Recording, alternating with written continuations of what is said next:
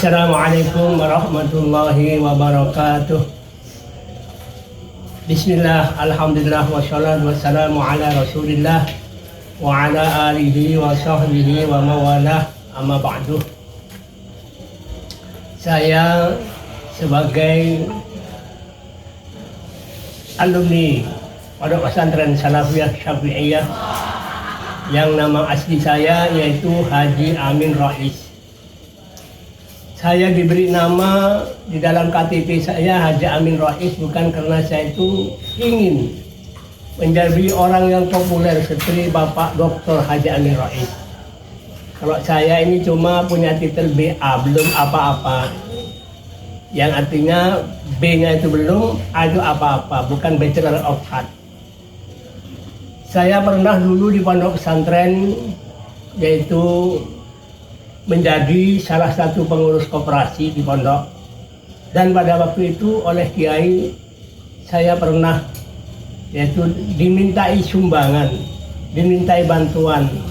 Kiai meminta bantuan kepada koperasi pusat atau di dinas koperasi pusat. Alhamdulillah atas keinginan beliau tercapai dan saya pada waktu itu di koperasi saya di Pondok Pesantren Salafiyah Syafi'iyah diberi bantuan uang dulu. Pada waktu itu sekitar tahun 70-an ke atas mendapat bantuan 700.000 rupiah, 100.000 rupiah bukan 700. Dan alhamdulillah saya kelola di pondok pesantren uang tersebut sehingga bisa berkembang. Dan kebetulan pada waktu itu saya oleh beliau, oleh Kiai Haji Raden Ash'ad Syamsul Arifin diberi mandat penuh untuk mengelola uang tersebut, sehingga koperasi namanya yang kalau pada waktu itu namanya koperasi Musaadah. Sekarang sudah namanya ada yang bernama Asyarif. Pada waktu itu oleh saya dan kawan-kawan yang menangani mengelola koperasi pesantren tersebut, sampai pada waktu itu pernah di koperasi Pondok Pesantren Salafiyah Syafi'iyah pada waktu itu yaitu mengalami kekurangan modal. Lantas oleh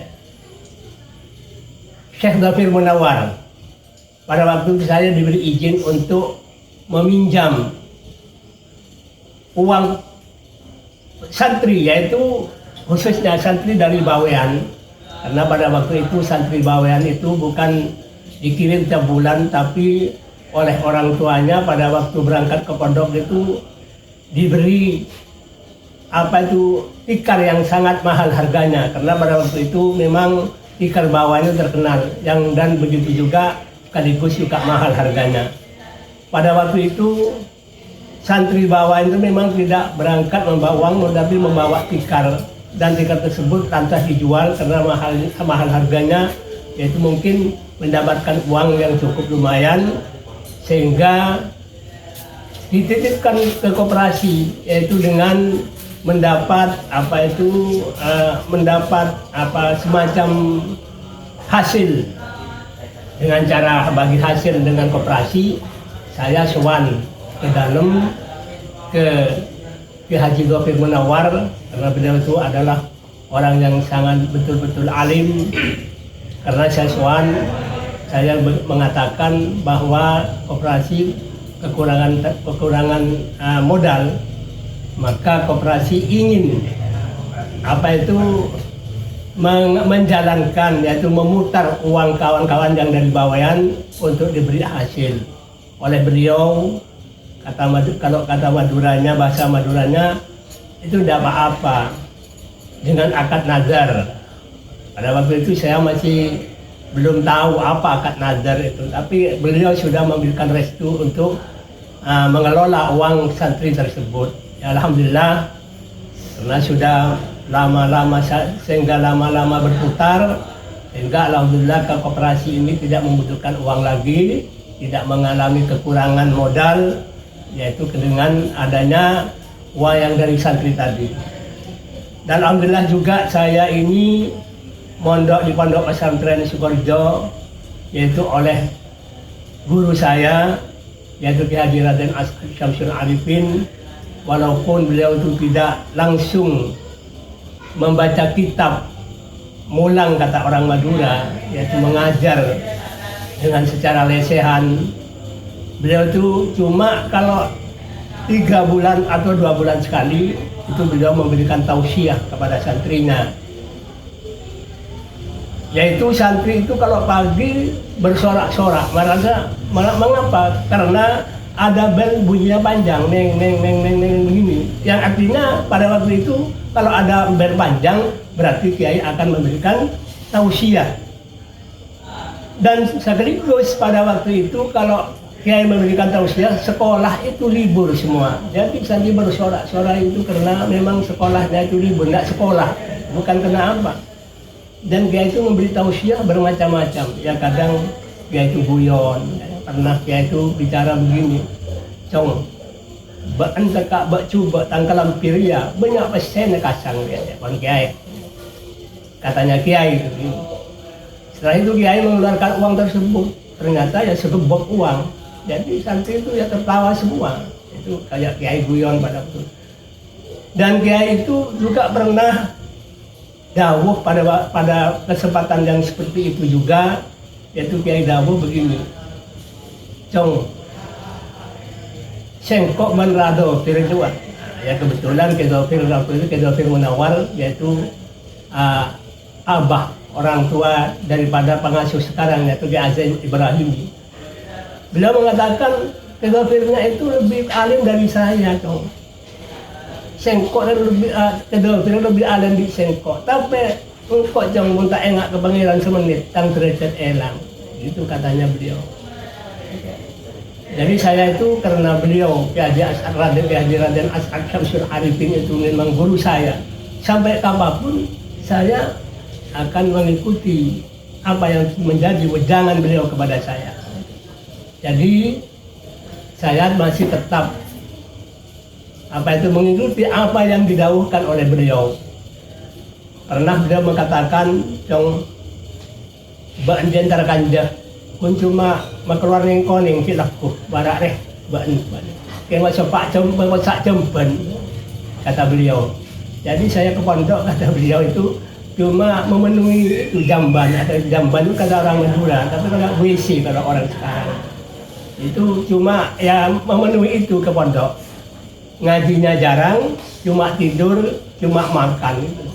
Jadi ngajinya jarang. Oleh karena itu saya memang karena sibuk dengan koperasi, saya sehingga aktivitas untuk mengaji itu memang saya kurang karena ada kesibukan.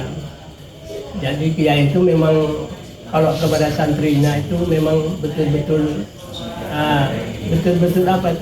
prihatin, betul memperhatikan kepada santrinya.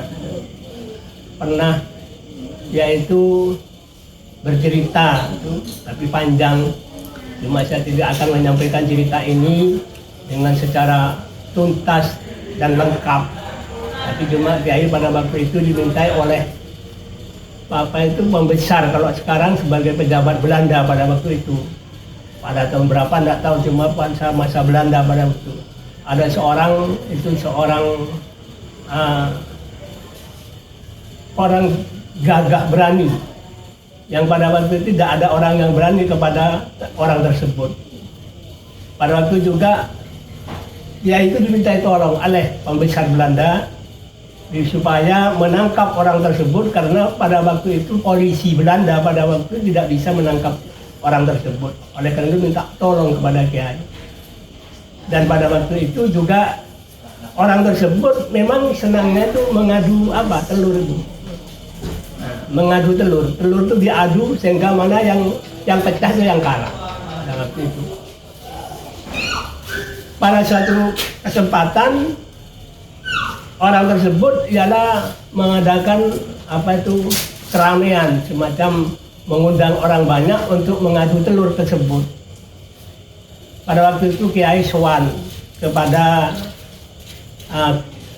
Ki Haji Abdul Majid kalau tidak salah, kepada paman beliau, paman Ki Haji Syamsul Arifin, minta izin bahwa beliau akan pergi untuk menangkap seorang yang memang pemberani dan gagah, yang tidak ada orang berani, orang lain. Lalu Kiai berangkat sowan kepada pamannya. Kata orang Madura itu, kalau di orang Madura katanya mencediknya. Itu pergi ke beliau, ke Kiai Haji Abdul Majid. Oleh Kiai Haji Abdul Majid cuma apa itu, ujung telur itu cuma dijilat. Setelah dijilat, langsung berangkat. Ayolah berangkat di koyak namanya. Isirat ban, lorong ban. Setelah berangkat Kiai itu di arena tersebut, orang itu mengundang orang banyak untuk mengadakan adu telur.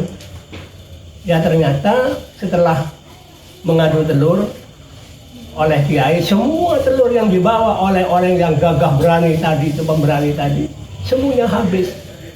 Beberapa keranjang itu habis yang dibawa. Karena Kiai tadi membawa satu telur yang sudah dijilat oleh Kiai Haji Abdul Majid. Setelah itu namanya orang gagah berani. Dia mengatakan dengan bahasa Madura, mangkenra. Pada waktu itu Kiai itu dianggap disebut lora. Kata bahasa Madura itu kalau lora putranya Kiai. Semangkenra pula telur kala di sampian, mangken kali carong ora. Ya. Pada waktu itu Kiai memang dibawa senjata, pistol kalau tidak salah dawuh beliau oleh pembesar Belanda pada waktu itu. Setelah orang yang gagah berani tadi menentang kepada Kiai, saya sekarang memang kalah, adu telur kalah.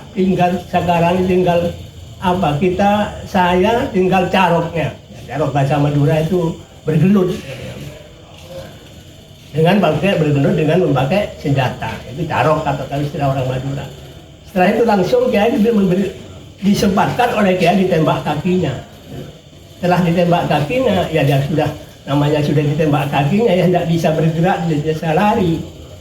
Langsung karena Kiai itu sudah ada perjanjian sebelum itu, kalau sudah ada bunyi pistolnya orang itu ditembak kakinya oleh Kiai, lantas ya tentara pada waktu Belanda, polisi Belanda pada terang terus langsung mengepung, dan alhamdulillah pada waktu itu orang tersebut dapat ditangkap. Jadi itu adalah jasa beliau kepada pembesar Belanda atau polisi Belanda pada waktu itu. Itu salah satu apa yang disampaikan oleh beliau. Banyak beliau menyampaikan hal-hal yang perlu kita catat, perlu kita kerjakan, kita ingat-ingat, karena itu semuanya adalah merupakan contoh. Karena saya ini sebagai murid tetap masih mengikuti apa yang didahulukan oleh guru saya. Mungkin hanya sampai di sini apa yang saya sampaikan, kurang lebihnya minta maaf apabila ada kelebihan atau kekurangan, karena manusia biasa, saya sebagai manusia mohon maaf yang besar-besarnya. Wabillahi taufiq wal hidayah. Assalamualaikum warahmatullahi wabarakatuh.